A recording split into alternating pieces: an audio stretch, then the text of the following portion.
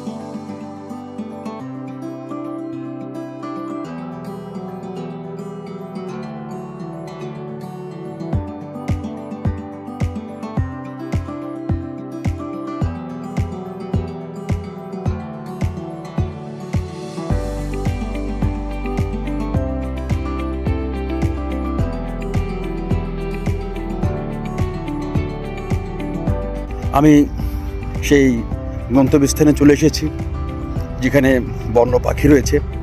সেই পাখিগুলো দেখানোর জন্য, শুধু পাখি না, আরও কাঠবিড়ালি, মাছ, কচ্ছপ, আরও বেশ কিছু প্রাণীও রয়েছে।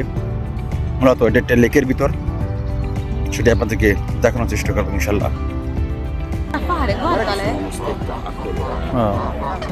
দেখতে পাচ্ছেন একদম বন্য, এগুলো বন্য হাঁস পাখি, একদম খাবারের জন্য শুধু এরা শুধু আমাদের কাছে আসে।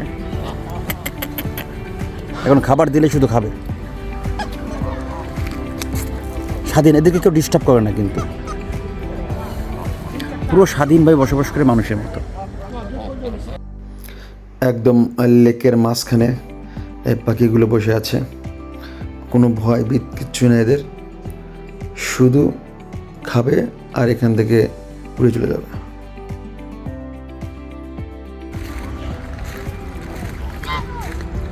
এখানে যে হাঁস পাখি দেখতে পাচ্ছেন, রাজহাঁস, এবং পাশাপাশি অনেক হাঁস রয়েছে, এটা কিন্তু মূলত উঠতে পারে, এটা কিন্তু বন্য, কিন্তু এটা বন্য পাখি। এরা শুধু খাওয়ার জন্য এখানে আসে, সরকার থেকে এদেরকে খাবার দেওয়া হয়, সেই খাবার খাওয়ার জন্য শুধু এখানে আসে, আবার খাওয়া দাওয়া করে এরা কিন্তু উড়ে এখান থেকে চলে যায়। অনেক হাঁস পাখি আছে এখানে, এগুলো কিন্তু পোষা হাঁস পাখি না, কিন্তু এখানে একটা